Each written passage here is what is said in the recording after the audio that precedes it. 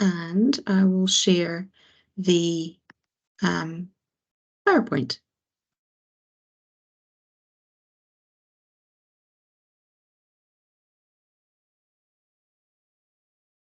Okay, so hopefully we can see that. Can somebody give me a raised hand or a smiley face or something to let me know that we can see that?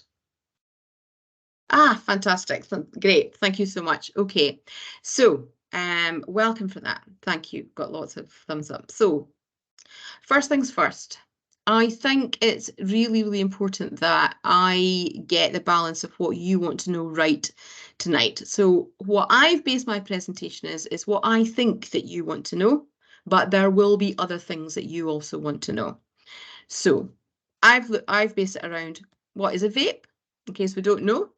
How easily can young people get vapes? What are the health risks? How can you help your child? What happens if your child vapes at school? And why are young people attracted to vaping? What I'm going to do before I start is it would be really helpful for me if you can pop into the chat if there is anything else that you either thought you were coming to hear about or you would definitely like me to cover, and I will do my very best. So I'll give you a few minutes just to pop something into the chat now, and I will keep an eye on the chat.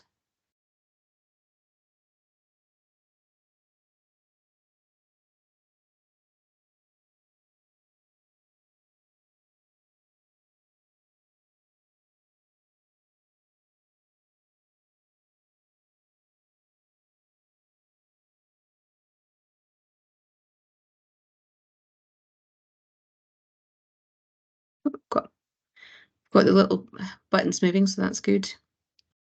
Thanks, Kelly. How to discourage your child if they've started dabbling in vapes? Yeah, thank you for that.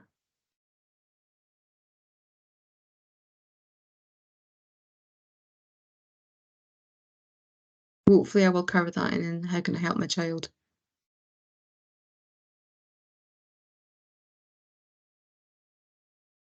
Okay, all right. So there's no more dots going, so I'll keep going at the moment. If there's anything else that comes up to mind, do pop it in the chat.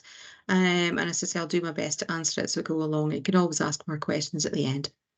Okay, so if we look at what vapes actually are, you will know that they're called vapes, they're called e-cigs, e-cigarettes. All of those sorts of things are describing exactly the same thing. They originated in China around about 2003, and they were originally marketed as a device to help people stop smoking. And in many, many countries, that is actually how they do exist. Some countries have never allowed people to buy them freely. They've been available as on prescription, or they've been had restricted sale. And in fact, some countries are actually now going back to doing that, having realised that this sort of the vaping popularity that's occurred. So when they came into Britain, you might know that they were very, very freely available, and there are slightly different between England and Scotland, but it wasn't until very recently that there was actually restrictions put on the purchase of them because they realised how popular they were becoming amongst young people. So you can get different types of vapes. You can get non-recyclable vapes. They're quite large and they can be refilled with the vaping fluid, or you can get disposable vapes, sometimes known as puff bars. They are increasingly popular with young children, and that causes a major environmental concern. Now, the reason why they are so popular is because they are relatively cheap. They often retail around about 4, 5, 6, maybe up to £8, but they are semi-affordable for our young people. Okay, they're also very easily hidden. There is a particular type of vape. It's called Something Mary, she said, right off the top of my head. I've forgotten one of the words. But the one that's, I want to say Scary Mary, but it's not Scary Mary. It's Something Mary, and it's a square shape, and it can be really easily hidden inside the palm of your hand. So you can imagine that it's very easy to catch a young person who's got one of these small vapes in their hands. So that's why we've got an issue with disposable ones. In terms of the environmental concern, if you've been following in the news, you will be aware that currently we've got the Scottish Parliament and the English Parliament and in Wales and Ireland debating as to the complete ban of single-use vapes because they are causing a major environmental concern because it's very, very difficult to recycle and dispose of all the different components that make up the vape. So what we find is they are discarded and they become discarded in our playgrounds and they become discarded in the school. And unfortunately, the types of batteries that they contain are actually quite dangerous, and they're not disposed of carefully, then they can cause fires and they can explode. So it's become a priority. You know, we're actually looking at the four parliaments surprisingly agreeing on this, and they're coming together to look at getting a ban in place quite quickly. So we're working, Aberdeen City Council have also been working on their support for that as well. So, you may or may not know that most vapes actually contain nicotine, even if they don't state that they do. So what we reckon is about 95% of vapes contain nicotine. And that might not actually be, depending on whether it's a vape which has been regularized or a vape which is sort of on the black market. There might actually not be that information on there, but you should assume that the nicotines the vapes contain nicotine, and of course that's what causes problems. And inside you'll have the e-liquid, so the actual vaporized liquid that's being inhaled, and that's sometimes known as e-juice or vape juice. So we've got actually 90%, 8% of vapes. It's obviously changed. There we go. And you can see actually that they also contain other chemicals. And this is what we mean when we say they're not risk-free. So a lot of people think that vapes contain water vapor. It isn't water vapor. Actually, what people are smoking are small amounts of chemicals and additives, which can be very potentially harmful to developing young lungs. And we can see actually that, of course, they're marketed in beautiful, bright colours and given quite names that things like unicorns and candy floss and bubblegum flavours, which of course, if we think about it really clearly, are not marketed in an adult market. We've got some very quite, I would say, unethical marketing going on, and the vapes are being made attractive to a younger market, even though really they are meant for adult consumption. Right, so here we go. So what's in it? Here we go. So there we go. There's the part of the vape itself, the inside of it. We have the battery, which is the lithium batteries, which cause problems. It'll be the ones that you know that you cannot take in your luggage that you put on an airplane, simply because they have the potential for it, to catch fire or to explode. There's a switch, an LED screen, an atomizer, the section itself, the cartridge, which has the liquid vape in it itself, and then obviously there's the mouthpiece.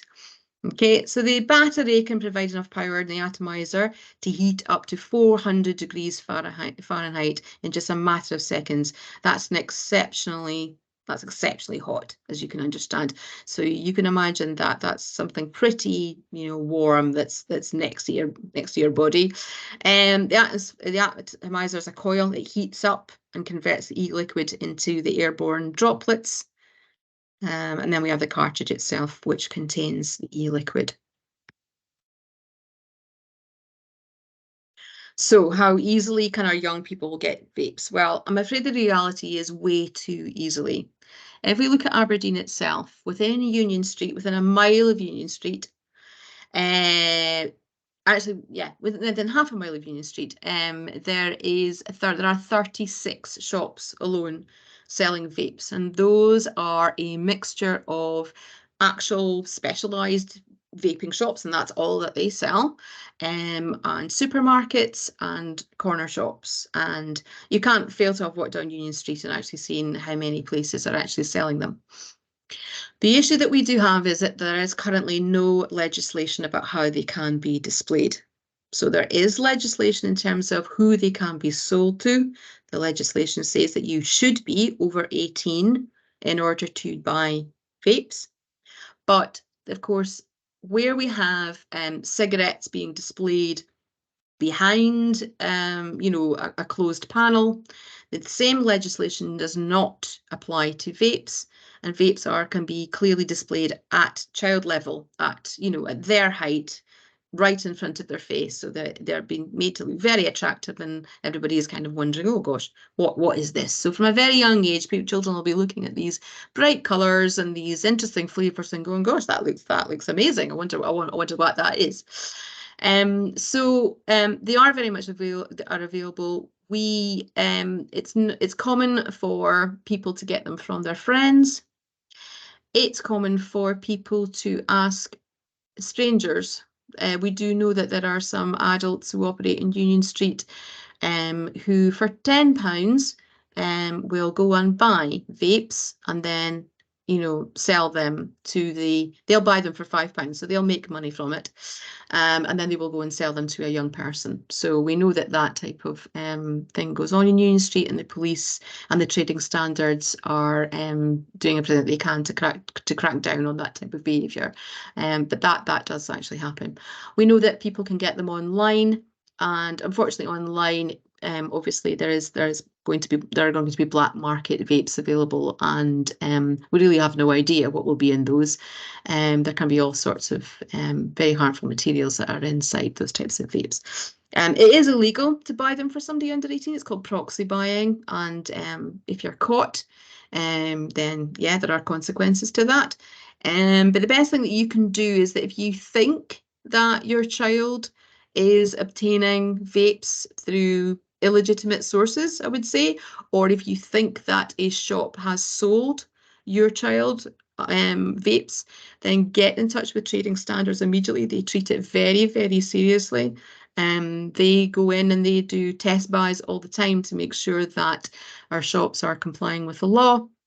And they do want to hear from you if you think that there is illegal selling going on. So I've put the number up there to get in contact with them, and you can leave them a message or you can actually email them. But I will actually send this information to you on the PowerPoint, so don't worry if you haven't managed to copy that down in time. Okay, now I appreciate the writing on this is very, very small.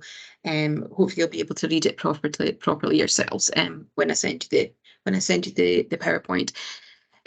So as I said before, we've got vaping introduced because it was introduced as a healthier alternative to smoking cigarettes, but it isn't risk-free. And I think that is the misconception from a lot of our young people. I've explained to you that they contain nicotine, which is a highly addictive substance. You can become addicted to nicotine within a very short space of time. And in young people, nicotine is particularly dangerous, so it will impact brain development. It will cause learning and anxiety disorders. And then, of course, you have the symptoms that are associated with nicotine withdrawal. So when we've spoken to some young people and we've said, why do you vape? They've said, well, it helps me to keep calm.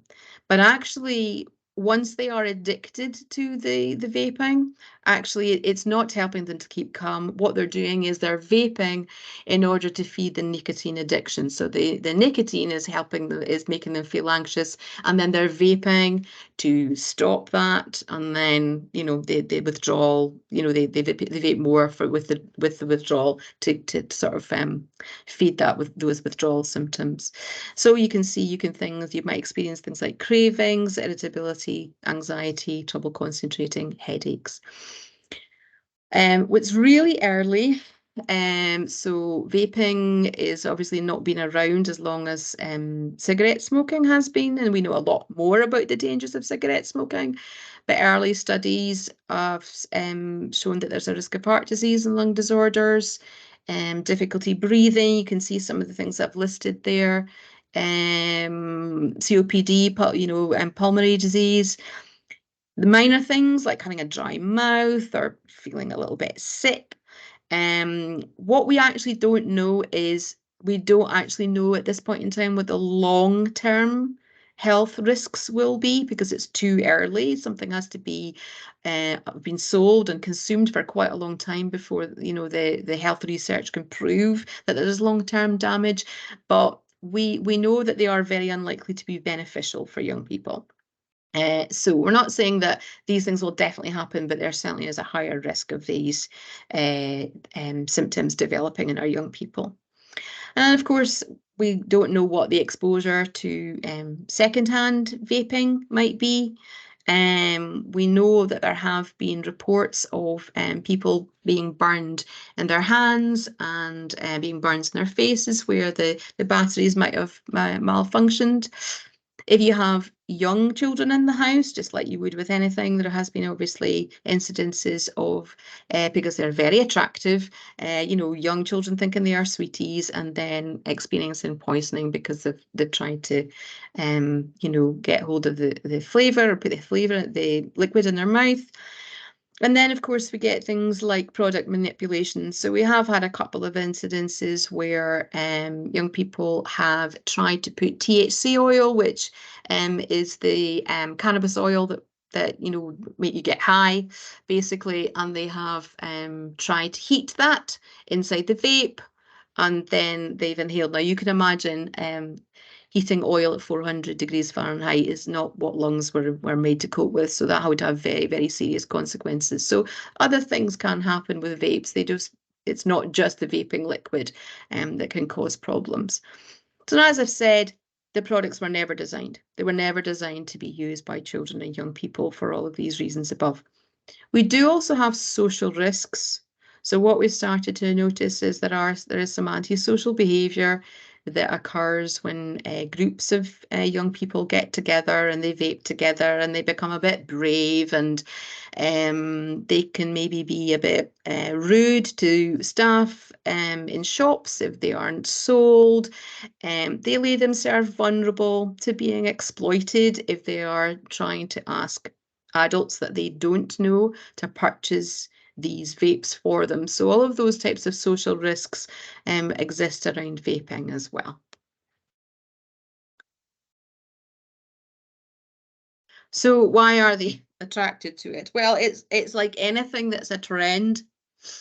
It looks cool, apparently. It's, my friends are doing it.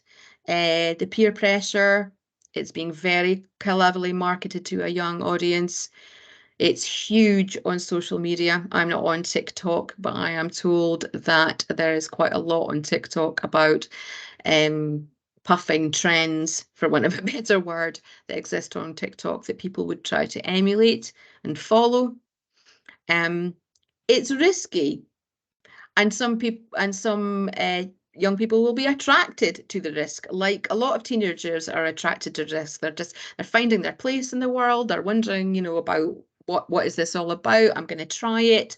A little bit like sometimes what happens with other substances. Um, but on the flip side of that, they also think it's not risky. They don't actually understand what's involved in vaping, what's in the vapes, and therefore they go, well, it's not going to do me any harm. That's why I'm going to do it. So there's the two aspects there. Children have said they actually like how it feels. They actually like the sensation of vaping. And as I said, they think it's helping them keep calm. And then there's just the sheer curiosity of it. I wonder what that is all about. I've seen somebody doing it. It looks good. It looks cool. I think I'll try that. My friend said it was really fun. It'll improve my image. All of those things. I'm sure we've all been teenagers at a time. I'm sure you remember what it was like. So I'm going to ask to get your thoughts on this. There's a little fact that a foundation called the Daniel Spargo Mabs Foundation released, that in a 2 mm disposable vape that contains about 600 puffs, which is roughly the same as smoking 45 cigarettes. So I'm going to stop for a minute, and in the chat, I'd just like your response to that. Is that surprising? Is it horrifying? What are your thoughts to that? Thanks, Kelly.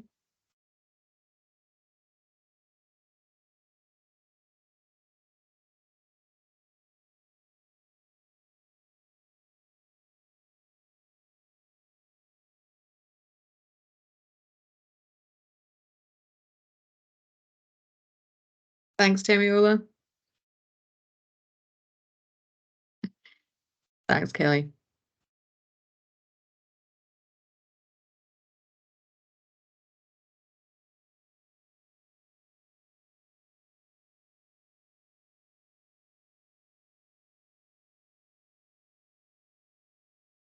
Discriminate. Thanks, Louise. It's a shame they don't have to put that in the packaging. Yes. Yes, there should, yeah, should that be part of the health warning? Yeah. Yeah. Thank you. Thank you for those comments. Yeah, and we've got a few emojis there as well. What I will say to you, and this is the thing that I would like you to consider. If I were to say to somebody who smokes cigarettes, how many roughly do you smoke? Yeah, 45s a day. Yeah. How many puffs do folk take? Yeah, it is. Yeah, if I were to say to someone who smokes a lot of cigarettes, how many cigarettes do you smoke a day? They might say 10, they might say 20, they might say 30, and they would have an idea from that how heavy or light a smoker they are. But if I were to say to somebody who vapes, how many puffs do you take in a day? I don't think they would be able to tell me. I don't think people count puffs unless I'm wrong, and I'm open to debate if there's anyone on here who does vape and says, "Oh yeah, I know exactly how many puffs I take." I don't think they do. So we've not got a determinant amount in terms of how do people actually know how much they're vaping, how much nicotine are they consuming throughout the day.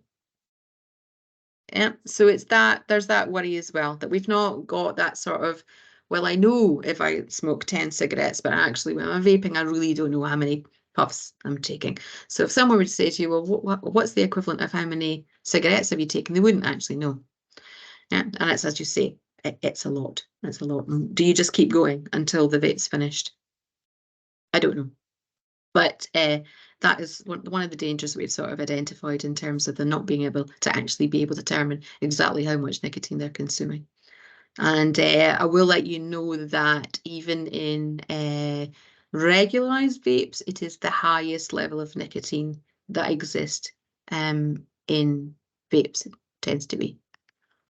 So, I've talked a little bit of this already.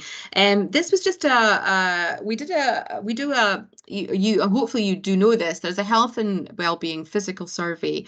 They This year's one has just gone out to our pupils, and it goes out to all pupils in Aberdeen City between primary 5 and S6, and we ask them. And it's anonymous, so we don't know who these children are, but we're taking the numbers from them, and we asked them about their vaping. So you can see that we thanks, Kelly. You've got it there. There's the health bar. Thank you very much. You've looked it up for me. Thank you. So you can see that we did, so that what this went out to about 6,000 pupils. So the information that I'm sharing with you there are pupils telling us that they're vaping. So that's pupils from P5 to S6. So you can see that out of those 6,000 people, we've got 149 who said that they are vaping at least once a week or more. And that could be that they're vaping every day. There wasn't anything higher than that we asked.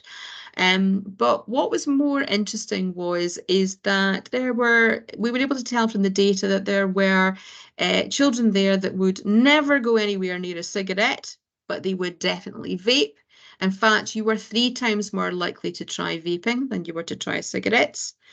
And you were 4 times more likely to vape regularly than to smoke regularly. So what we know is that that vaping is attracting a pool of children who would never normally have gone near cigarettes.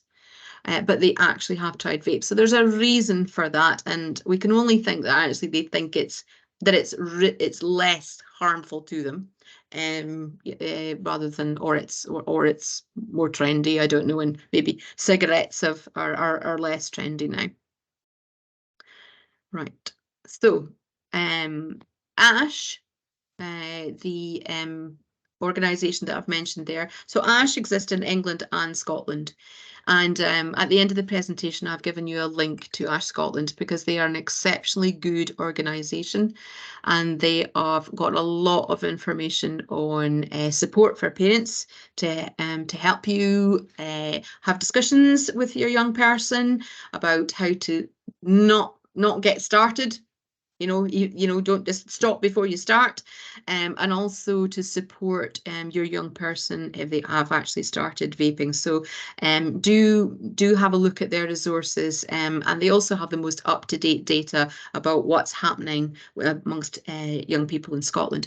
So you can see there that the latest data that they found out, this shows you why it's an increasing trend, that vaping prevalence among 16 to 17-year-olds has increased from 2018 to 2023, and you can see actually it's trebled, so it's up by 300%.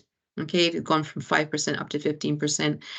And the data from 2023 found that 11 to 17-year-olds who had tried vaping, almost half of them had never tried a cigarette. And actually, we were more than that. Ours was a third, 2/3 had never tried a cigarette, but nationally it's about half. So you can see that it's the vaping that they're going for. Okay. So what happens if your child vapes at school? So it is prohibited in exactly the same way as smoking is prohibited in school. Vaping is prohibited anywhere on the school site. That's inside the building or outside on the the playground or the field, right? An ACC has guidance, and the reason I know they have guidance because I wrote it for schools and so that they know what to do if a person is caught vaping on site and how to support that young person. It is also talked about in every single secondary school. And I know it's talked about in some primary schools. We do have a vaping a resource suite that we have shared with our schools that they can access if they want to do it as part of their health and well-being curriculum. I know that definitely happens in all of our secondary schools because I've just visited them all and I've talked to them about what they do, and they do actually make sure that it is covered. And I say in some primary schools it is covered. If you want to have a chat, if you're a primary school parent and you think, oh, actually it would be good if they did talk about it in primary school, obviously have a chat to your P6, 7 teacher and see whether it is. Schools' practice will vary because a lot of the decision making is obviously left down to the discretion of the head teacher, but as much as possible, this is what should happen. It will be recorded on the child's record, or at least it should be. The vape will be confiscated. You might be asked to come and collect it, or it might be removed from them completely and destroyed. There will be sanctions put in place, particularly with it's been associated with antisocial behaviour. It may or may not lead to suspension. That varies from academy to academy. I would certainly have a look at the policy of your school if you want to know what their decision-making process is. Some schools have decided it's an immediate suspension. Some schools have decided it's a repeated occurrence. Others have decided it's not helpful to suspend a child who's been caught vaping and they would rather, do a bit of restorative support. So find out from your school exactly what their policy is.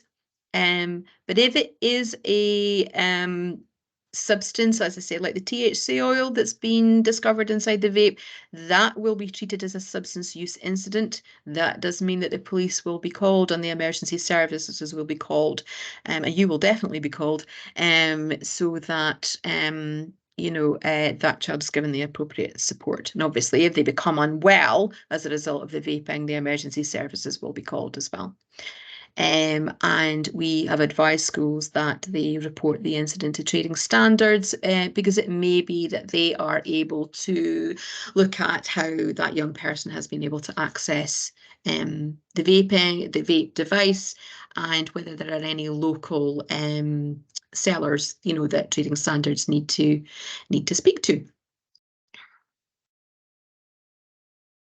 So How do you support your child? And I'm hoping this is going to answer one of the things that we had in the chat. So I've put this into 3 areas, and I'm going to go over this broadly. And again, as I would say, if you want to know a lot more detail about this, really do go and have a look at what our Scotland say, because their advice for parents is hugely valuable. So I've divided this into empathise, educate, and empower. Okay, so the fact that you have come along tonight means that you will have a lot of more information. You'll have a lot more what I call tools in your toolkit as a parent to be able to have an understanding of what vaping is and what it's like out there for our children and young people in terms of this particular trend. So take time, maybe take a little bit more time to go over some of the information that I've gone through, have a look at the stuff from our Scotland, have a look at what's out there on social media. If you don't have TikTok, I suggest maybe you do get an account just to have to look to see what is going on out there, because some of it is a little bit scary, what they're being pulled into, okay? If you're going to have a conversation, just keep calm. It's a little bit worrying. I understand that. If you bombard them with the scary facts, the chances are that the conversation is not going to go down very well. Don't lay down the law, but do let them know that you're concerned, okay? Because your child, I'm sure, knows that you care about them and they don't want to cause you concern. So it's that what I call coming alongside your child and saying, look, I know you're becoming an older person and I know you're making your choices, but I'm concerned about the choices that you're making. As soon as you turn around and you tell them, I don't want you to do this, I think you know this, what will they go and do? They'll go in the opposite direction and they will do it. I was a teenager in the 80s. I was the just say no generation. It didn't work then. And it doesn't work now. Saying no to a young person doesn't work.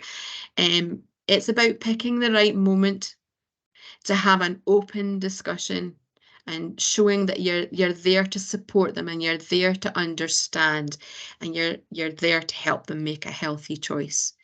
I just being quite black and white about it means that if things go wrong and they decide maybe that they do want to come and talk to you about it and they're scared to talk to you about it, we might not be in a very good open place to have that discussion. And I appreciate I may be telling you to suck eggs at this point in time, and these are all things you know. It's something that I would be saying to parents about all sorts of things. If it were substances that you were discussing, I would say the same thing. It's scary when we know that our young person, our child, might be doing something that they think is going to harm them. And the main thing is to establish that open relationship, that trust, so that they can have that conversation and they can come to you to discuss it. So that's the empathy bit. So the educate. So what I've done and I've put on here, and again, and I apologise, and I hope this doesn't come across as patronising. All I'm trying to do is just give you ways to maybe start conversations. That's my intention. So just first of all, what I would say is it's never too young to start to have the conversation, and it's never too early to have the conversation. Even if your young person is not vaping now, don't think that they're not going to have been looking at other people vaping. They might have gone, oh, I'm not interested in that. Great. But they might be looking at it and going, I wonder what that's about. So to start the conversation early, the kind of the prevention is better than cure, is not encouraging them to do it. It's making them aware that you know what vaping is about. And do they know what vaping is about? What are their thoughts on it? Because just opening up that conversation, you might find out whether they're interested or not. You might find out that they think it's absolutely horrid and they're never going to go anywhere near it. But have that conversation anyway, right? I've said to you about scare tactics, not advisable. Just think about, I've shared you a lot of information there. Some of it is a bit scary. Don't bombard them with all the scary facts. Just think really carefully in advance what it is that you want them to know. And as I say, and it says, and pick an appropriate time to talk about it. teenagers are hugely different by peer approval. I think we wish that they weren't, but they are. So it can be helpful to remind them that most young people actually don't smoke or vape. It might look as if it's the cool kids or it's more popular than they think it is. Remember the stats that I showed you before? We've only got 169 out of about 6,000 of our teenagers saying that they vape. That's actually not that many. It may look more. In reality, it might be slightly more because there will have been kids that won't have told us the truth on that survey, but it's not as even though it looks as if everyone's doing it, everyone's not doing it. And there's a reason for that. If they are already vaping, go for things, other things that they're interested in that maybe vaping might get in the way of. So if they're into sport, have a conversation about how vaping might affect their sporting ability. So they really enjoy sport. It's a little bit like you choose to smoke and you choose to do sport. We know that it's going to affect their lung development. And if their lung development's affected, it's going to affect their capacity to do their sport. So that might be a way of introducing it. Sometimes teenagers will say that smoking helps them with anxiety, low mood. I think that's the point in time in which you have this discussion about the nicotine withdrawal, because the chances are that what they're doing is that they're vaping to cope with their nicotine withdrawal rather than their stress and their anxiety and their low mood, which actually could be caused by with the withdrawal. But it also might be that maybe they are feeling a little bit anxious and stressed about things, and it's about how you as a family deal with that rather than vaping being the thing that helps support them. That it's an expensive habit. So have they got other things that they would rather be spending their money on? Clothes, gaming, concerts, driving lessons. Would they not rather be spending them on that? Remember what I said about if they're obtaining them illegally through people who are buying them, they are being duped by and they are being manipulated by these people. So a vape will only cost you £5, but the person who's buying it for you in the street is going to charge you 10 because they're making a profit. Why are they giving their hard cash away to someone like that when it could be going towards something else that they really enjoy? Do explain to them it's not risk-free. Do they know it's illegal? It's under 18 for a reason. Because because their bodies aren't meant to cope with that type of inhalation. It is a major environmental disaster, as we have discussed. So if looking after the planet for the future is their thing, that might be a good way to talk about the vaping conversation. And this is the one I think I would use this as a last resort. Everybody thinks it's cool to vape, or not everybody, but a lot of young people think it's cool to vape, but it's not cool to be duped by somebody.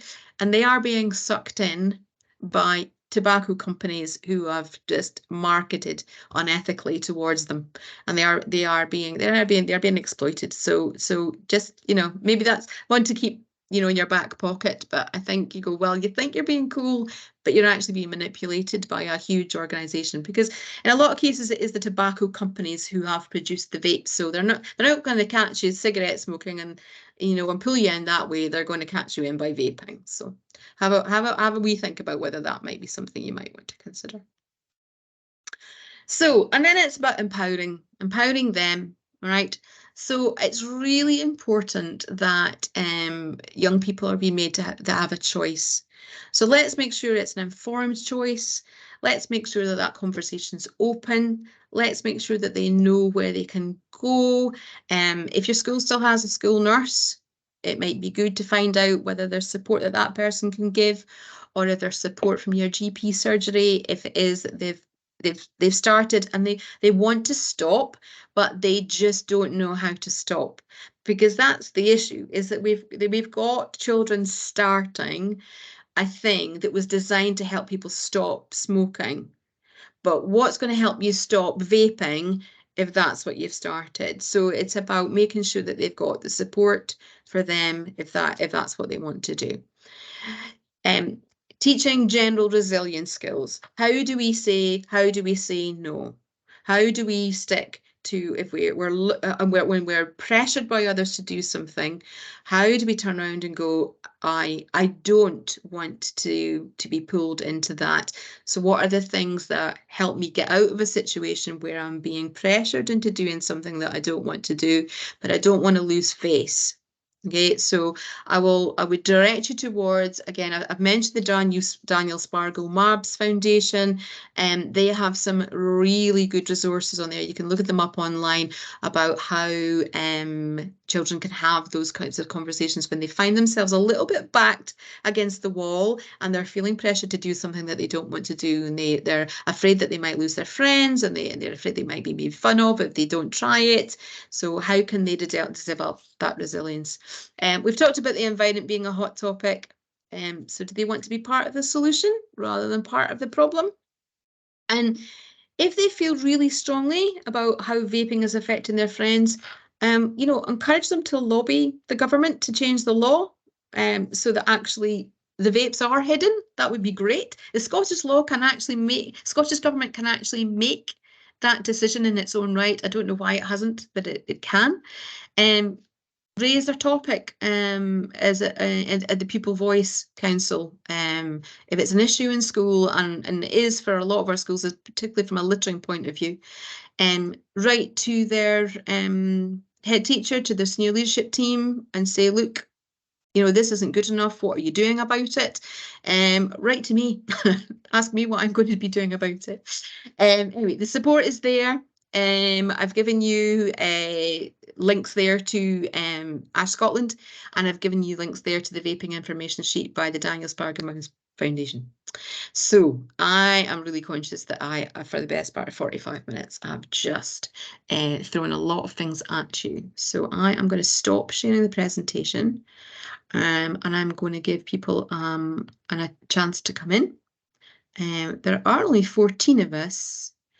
So I'm very happy if people would like to speak, or if they'd like to put their question in the chat. It's really up to you. I will actually stop recording at this point in time so people can chat more freely.